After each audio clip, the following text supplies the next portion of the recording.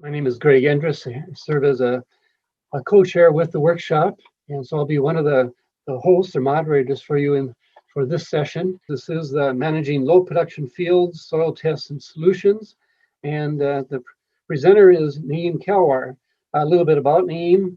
He's our Extension Soil Health Specialist. He's located out of the NDSU Langdon Research Extension Center, and he's been with us for several years, since March of 2012.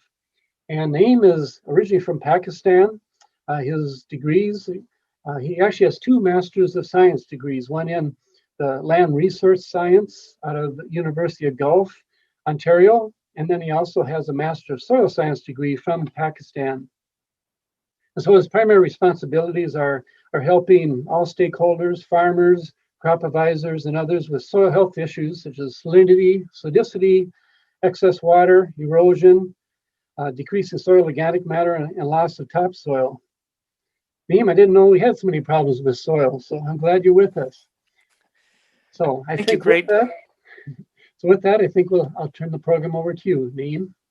Thank you again for the introduction. Like Greg said, I'm going to be talking about managing these low productive areas that are essentially, fertility is not an issue, but there are some other soil health issues which are going on there. And what are the soil tests and what are the solutions to bring these acres back into annual crops? If you look at this slide, there are some soil health issues I've written in red. So I mostly would be focusing on those issues today. But just to emphasize the importance of losing topsoil, I'm going to mention that too, as well as we are losing organic matter, soil organic matter at a steady pace. To me, that's also a big soil health concern. And in some part of the states, actually, pH could also be a big concern. Like, for example, in the western part, they are fighting low pH there. And in some cases, it could be very high too. So, but like I said, I would mostly be focusing on soil salinity, sodicity. And I'm also going to touch on high magnesium levels compared to calcium because I see this a lot. And I'm not talking about calcium to magnesium ratio from soil fertility point of view, but soil is structural point of view and excess soil water. So these would be the issues I would be focusing on right now. If you look at this picture, we have visible symptoms of soil salinity. There's white salt crust right there. We see it. However, it's not always the case that we see the white salt crust right at the soil surface. So in this picture, crop was planted, seed germinated, but the seedlings died, and then, mostly kochia is growing, and I think Joe would not be happy about it. But this is what the result, and then in some spots, essentially, even kochia hasn't survived. So it's not always the case that we will see visible white salt crust right at the surface. I borrowed this picture from the government of Queensland in Australia, just to show you the typical symptoms of established soil sodicity, which leads to columnar structure. However, I want to just quickly emphasize that it's slightly difficult to see the clear visual symptoms of soil sodicity right at the surface. Like, for example, salinity. So you have to kind of like dig the soil a little bit to see these kind of symptoms. So coming back to that picture where we saw the visible white salt crust, so we see the white salt crust, but can we just say that is it only salinity issue or there's something else is going on? And the best way to do that is to take a soil sample and get it analyzed from the lab for salinity and sodicity. So here are the results because we took a 4 feet deep soil sample. And I'm only going to be focusing on soil EC or electrical conductivity, which tells us about the water-soluble salt levels, and SAR or sodium absorption ratio, which tell us about the sodicity issue. If you look at the EC, which is saturated paste, EC level is 5.85 in the first 12 inches, which is a bit high for sensitive crops like soybean and corn, but you may be able to grow in good years barley and oats, for example. But it's the sodicity which is a bigger issue here. So this number, if it is 5 or more with a lower EC level, say 1 or around that, the sodicity effect, which causes dispersion, would start happening, and you could see that number is way higher than 5. How about this, where we didn't even see visible white salt crust? Well, again, if you look at the soil results, and there are 3 results here, all 3 of the samples, we had 4 depths. But if you look at the soil EC, again, this is saturated paste soil EC, the lowest EC is 7.3. So though we didn't see any visible white salt crust right there, but the EC levels are even a little bit higher than the other site, which had visible white salt crust. And if you look at the SAR numbers, they are also very high. And I want to quickly point out, because this is going to come later too in this presentation, the reason SAR numbers are high, because the sodium levels are very high compared to calcium. So I just want you to remember that, because I'm going to bring that point again. If we quickly differentiate soil salinity versus sodicity, salinity is caused by excessive levels of water-soluble salts, and salts are a combination of, say, 2 chemical ions, sodium plus chloride. They attract each other with their positive and negative charges. The sodium, which causes sodicity, is not attracted to a chemical ion. It's attracted to the negative charges of soil particles like clay and humus. Sand and silt doesn't have any charges. So as long as sodium is present as a salt, it will not cause sodicity. It is, however, true that if we have high levels of sodium-based salts in the soil water or solution, then there would be more exchange of sodium ions between the exchange sites and the soil solution. So it could lead to sodicity, but as long as sodium is present as a salt, it will not cause sodicity. The most common effect of water-soluble salts, excess levels of water-soluble salts, is that they compete with plant roots for water. And in case of saline soils, plant roots would try to pull the water molecules in their cell membrane, whereas salts would try to keep the water in the soil. And when salt levels are high, the pull is much more stronger within the soil to keep the water there. But when we have low salt levels, the pull is not that strong, and plant roots are able to take that water into their cell membrane and keep growing. Sodicity, on the other hand, doesn't really affects plant growth directly. It affects soil structure per se, or soil particle aggregation. So when sodium forms this relationship with clay and humus, if you look at this diagram in the deeper depths, there are chunks or aggregates of soil, and they have very decent pore space around them. So that sodium will start breaking that clay or humus particles from those soil aggregates, and the size of these aggregates keep getting smaller.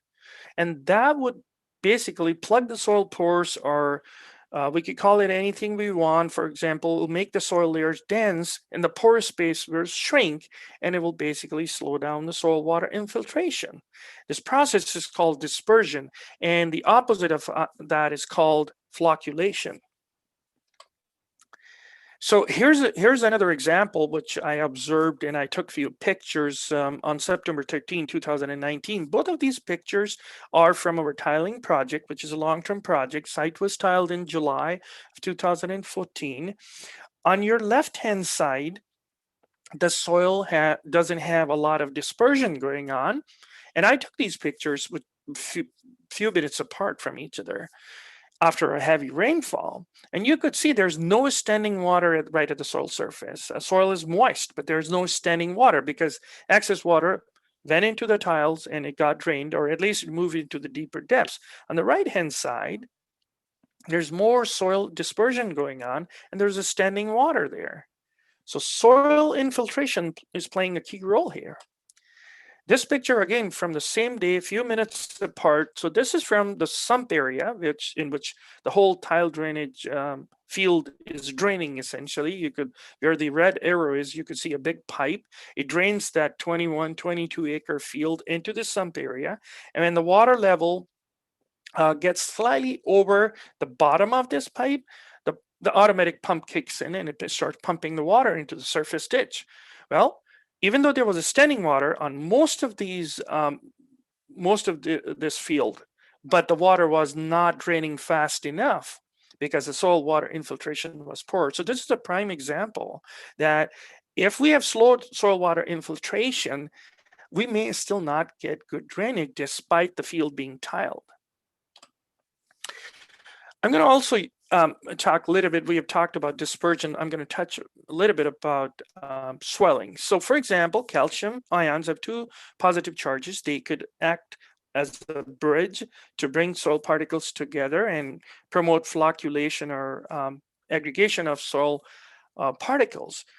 But they also have smaller hydrated ionic size. So when they are sandwiched between clay layers, they don't let a lot of water seep through, and more water between the clay layers will lead to swelling. So if you consider that, for example, a very thin burger, dollar menu, for example, on the other hand, sodium has a bigger hydrated ionic size. If you consider that as a Big Mac, for example, it also has one positive charge. It cannot act like a bridge. It will let a lot of water seep through the clay layers, and that will lead to swelling. And more swelling means the pore space will shrink. That means there will be poor soil water infiltration. So I want to quickly touch upon magnesium now. So magnesium ions have two positive charges, so they can act like a bridge like calcium. However, its hydrated ionic size is bigger than calcium, so it could lead to swelling if the levels of magnesiums are way higher compared to, say, calcium. And I'm going to use these two jars as an example to try to emphasize dispersion and swelling again. So on the left-hand side, we have a jar with wheat kernels. If you think about these wheat kernels as soil aggregates for a moment, these wheat kernels or aggregates have very decent pore space around them. If I pour the water in this jar, the water will move very fast to the bottom because of the very decent pore space. Well, now on the other hand, on the other jar, we have wheat flour. Because we reduce the size of these kernels or soil aggregates, for example, now it has plugged the soil pores. The particle size is very small. The layers are very dense. If I pour the water in this jar, it will take for it a long time to move to the bottom of the jar. So that's dispersion, for example. And then if I come back to swelling now, so the first time when I poured the water in the jar with kernels, water will move very fast to the bottom. But during that process, kernels will also absorb water.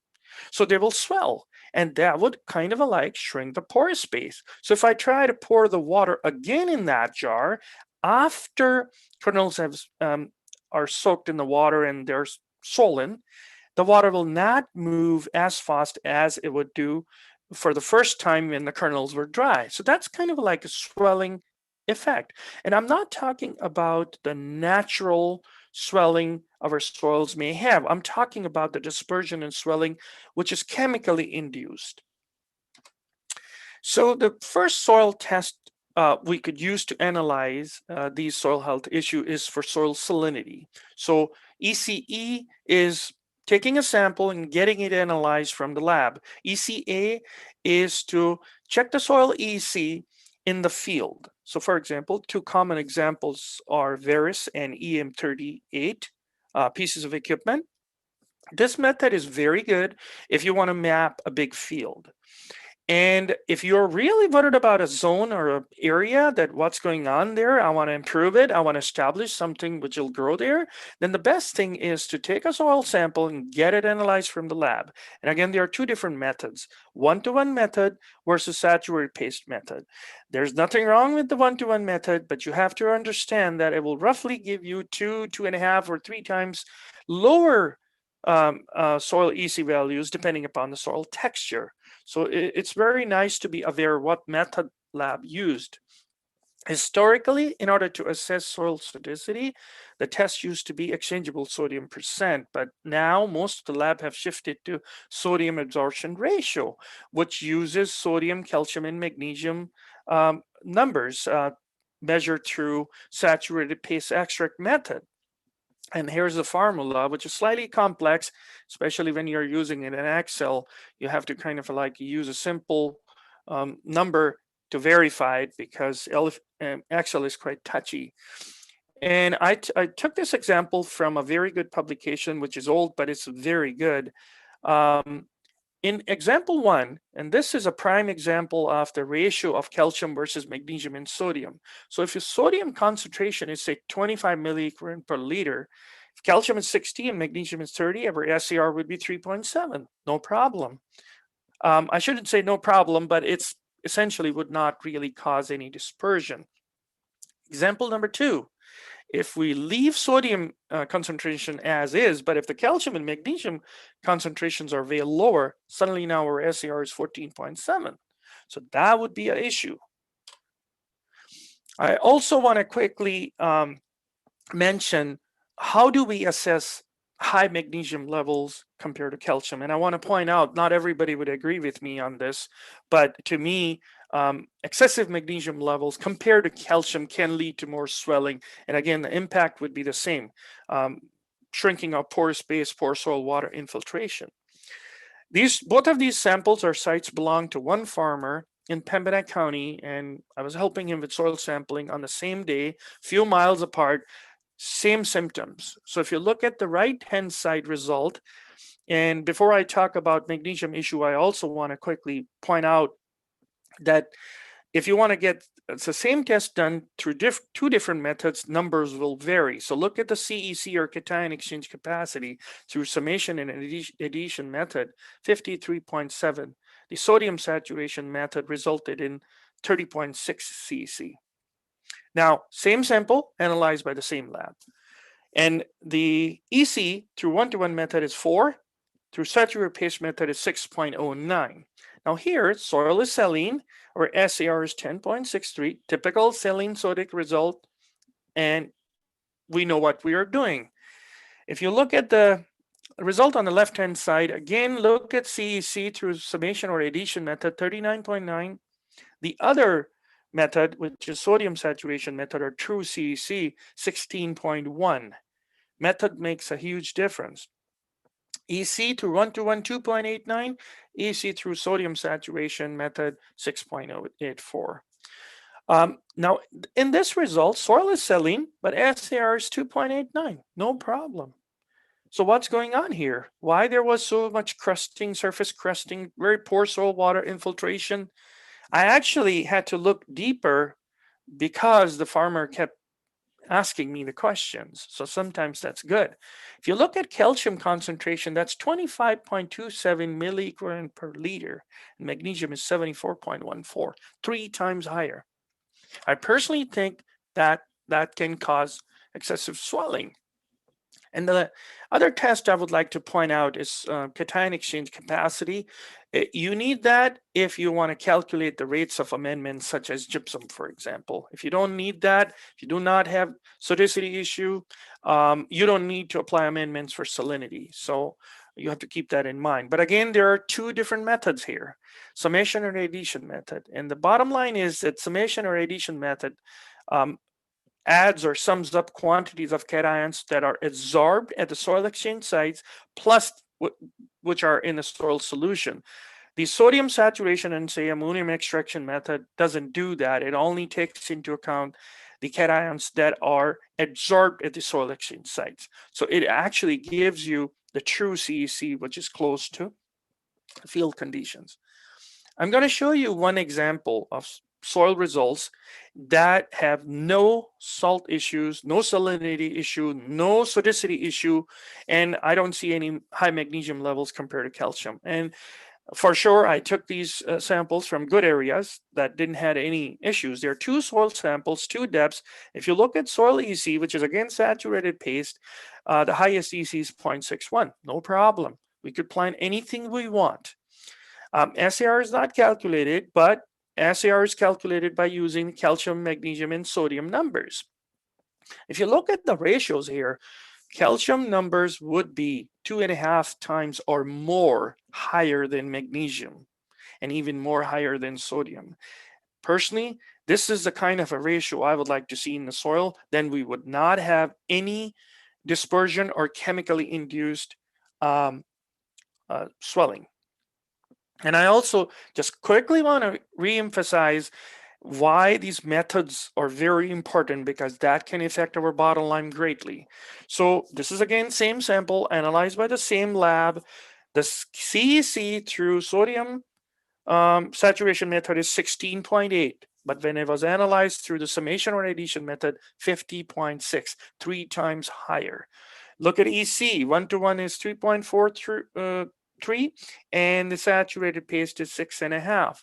Even the pH is a little bit lower when it comes to saturated paste. Now SAR here is 10.71. So say, for example, we want to take care of sodicity by lowering the SAR and want to calculate how much gypsum we need per acre. So I just took the SAR numbers from the last test, 10.71. We want to reduce it to 5. So SAR initial minus 5 would be SAR final, which is 5.71. Now, if I use the summation or addition method CEC, which is 50.6, the gypsum recommendation per acre, 100% pure, there would be 5.75 tons per acre. But if we use the true CEC, same sodicity number, our recommendation is 1.91. So you could see how variable these numbers could be depending upon what CEC number we are using. And just to give you a perspective, NDSU soil testing lab would charge you $15 to get the CEC analyzed through summation or addition method, and $25 to check the CEC through saturated paste method. So if you pay $10 more, you will save a lot of money later. First step for managing these issues, in my view, is to take soil samples in zones. So these issues, sometimes there could be just 40-acre piece and it's all uniform, but most of the time these are in zones. Depending upon the severity of the issue, cropping history, and landscape, we should sample by creating zones to 3 to 4 feet deep in 12-inch increments and get each depth analyzed separately for EC, SAR, and pH by using saturated paste extract method. Why I want to go a bit deep? Soil fertility sampling mostly is 0 to 6, 6 to 24 inches deep. Most of the plant nutrients are in the first 6 inches, but salts and sodium, they can travel quite a bit in the soil. They can come back to the topsoil, or we could force them into the deeper depths, depending upon the groundwater depth, how much rainfall we get. That's why it's a little bit important to take 3 to 4 feet deep soil samples. And also, if you want to calculate the rates of the amendments, or if you want to use NDSU gypsum app, you would need CEC. You could take approximate CEC from web soil survey, but it's always best to get it analyzed for the sample, and you don't need it for all depths. And this is also, by the way, a very expensive test. Through, again, sodium saturation method, and we need to communicate it to the lab, not just the test, but the methods. So for example, we had these problem spots, we created zones, we took samples, we got them analyzed, now we got the results back. First thing we need to decide, is there a sodicity issue? Because sodicity issue will not happen if you remember that soil test. Sodicity or SAR numbers were high because calcium levels were lower than, say, sodium. And that's why sodicity issue was happening. So essentially, by applying amendments like, say, gypsum, you're adding calcium to the soil. If you want to do that, you should decide first, because say if you establish a perennial salt tolerant cover, 1 or 2 years later, you decide, now I want to apply gypsum. Well, these amendments are best utilized if you spread them and incorporate them into the soil. You can leave them at the surface, but the best way to do is to incorporate them. Well, if you did that, you would be ruining your perennial cover, which you just established.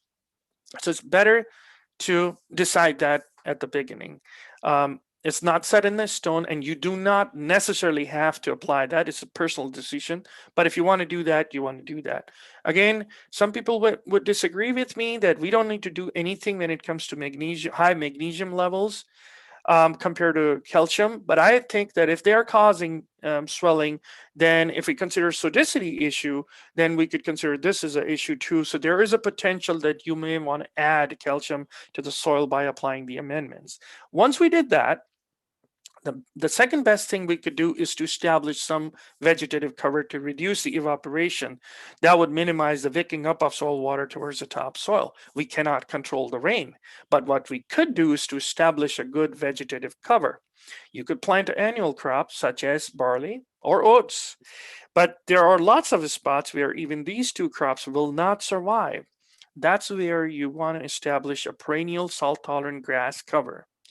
And then we also need to improve surface or subsurface drainage. And there are amendments such as gypsum, which will add calcium directly. Lime would also do that, but lime is suitable for areas, for example, in the western part where they are fighting low pH, and if they have sodicity, then lime would be a very good choice. Some amendments free up some calcium which is already present in the soil, but they take a longer time, and I personally would not advise using elemental sulfurs. Very expensive too.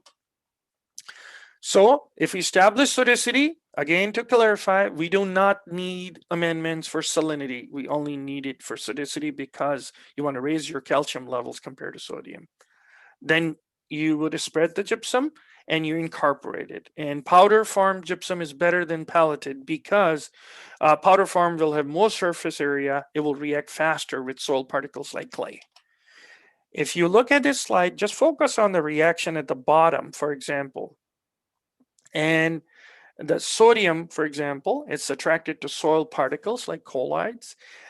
You added calcium sulfate.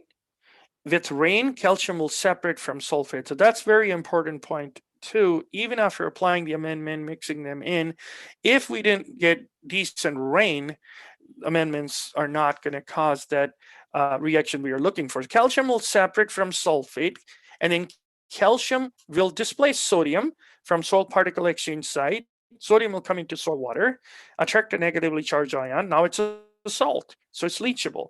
So by applying amendments to sodicity issue, we first convert it into salinity issue. This is a very good diagram, which I borrowed again from this publication right here. So if you look at diagram A, sodium has one positive charge. It doesn't act like a bridge. So there's no flocculation or aggregation of soil particles. But when you add calcium, it starts promoting flocculation. That leads to better aggregation. That's what we want. Again, magnesium issue, and I'm talking about very high magnesium levels compared to calcium. Some people would disagree with me, but I have seen these slowing down soil water infiltration. So I personally would say that, and actually I have some producers, there's no research trial data, but some producers have applied some gypsum and they have seen increase in soil water infiltration where they didn't have any sodicity issue, but very high magnesium levels compared to calcium. Next step is to establish some kind of a vegetative cover based on soil EC. So these pictures are from a trial which we established at the Langdon REC in 2020. We planted 4 barley and 4 oat trials at 3 different levels of salinity and sodicity. So this was low to moderate. Surface salinity in the 0 to 6 inches was 3.99, saturated paste EC, and SAR was 7.12. And you could see how these plants are growing. Now 6 to 24 inch depth had more than 7 EC and 14 SAR, but the plants were surviving here by keeping their roots shallow in the surface area. Here, because even in the 0 to 6 inches, the EC doubled from say 3.99 to 7 something, and SAR2, you could see what happened to germination in the crop stand. And here, EC levels were even higher than 10, for example. Then nothing even germinated. Oats had a little bit germination. Barley didn't even germinate until we harvested the trial. For these kind of spots, that's when you have to look for other options. So this is a picture from our tile project site. in Langdon. We tiled it in July of 2014. This is how it looked in April of 15. We planted a perennial salt-tolerant grass mix in September 2015, and this is how it looked about a year later. So there are options you could use where your annual crops will not work. Quick economics. Say our crop rotation is canola, spring wheat, soybean, and corn. According to NDSU crop budgets 2020, we will spend close to $500 in 4 years just to plant these crops. But if we instead of doing that, if we planted the perennial salt-tolerant grass mix with about 1 pound of alfalfa in it, alfalfa doesn't grow well on its own, but somehow these grasses nurture alfalfa, and we didn't even hay or graze it, roughly we're going to be spending $140 per acre in 4 years. So we'll be saving more than $350 and we'll be helping the land. And if you hayed or grazed these grasses, which are okay to fair hay, if you cut them at the right time, you'll actually make money. So coming back to managing these spots, and mostly these are you're going to see around the roadside ditches, because by building these roads, we have actually disturbed the natural hydrology of the landscape. So say, for example, when it rains, excess water moves with gravitational force into the lower areas towards these headlands, towards the ditches. It cannot go on the other side of the highway because it's blocked, it's compacted, even though there would be a natural drop. So ditches don't flow good either. So water would sit there, higher productive ground would get drier, and then the water will start wicking back again towards the higher productive ground. And with time, they will bring more salts. And pure water evaporates, salts will just keep accumulating there.